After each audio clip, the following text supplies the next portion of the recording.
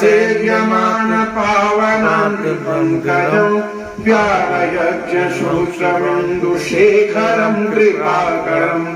नारदादियोगिवृन्दवन्दितं दिगम्बरं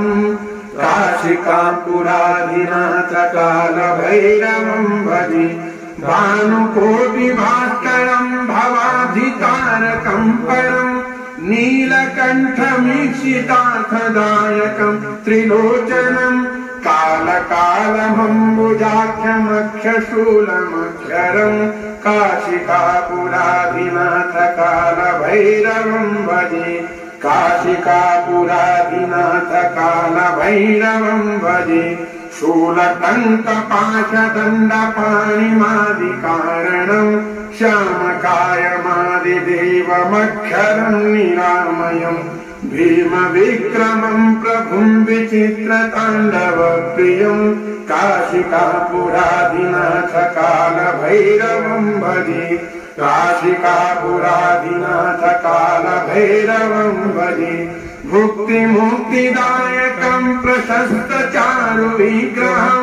भक्तवत्सलं स्थितं समस्तलोकविग्रहं विनिक्वणन्मरोग्यहेमकिङ्किणीलसत्कटिं काशिकापुराधिनाथकालभैरवं भजे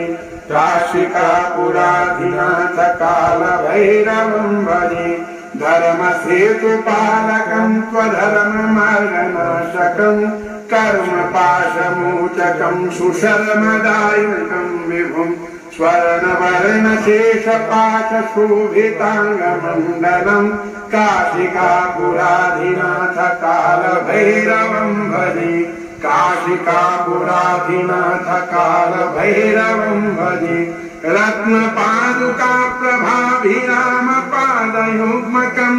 नित्यमद्वितीयमिष्टदैवतं निरञ्जनं मृत्युदर्पनाशनं करालदंष्टमोक्षणं काशिकापुराधिनाथकालभैरवं भजे काशिकापुराधिनाथकालभैरवं भजे अट्टहासभिन्नपद्मजाण्डकोशसन्ततिं दृष्टपातनष्टपापजालमुग्रशासनम् अष्टसिद्धिदायकं कपालमालिकं धरं काशिकापुराधिनाथकालभैरवं भजे काशिकापुराधिनाथकालभैरवं भजे भूतसङ्घनायकं विशालकीर्तिदायकं काशीवासलोकपुण्यपापशोधकं विभुं नीतिमार्गकोविदं पुरातनं जगत्पतिं काशिकापुराधिनाथकालभैरवं भजे काशिकापुराधिनाथकालभैरवं भजे कालभैरवाष्टकं पठन्ति ये मनोहरं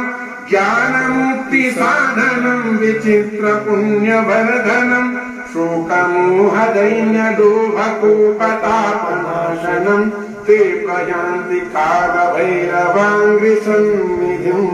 ध्रुवम्। जय जय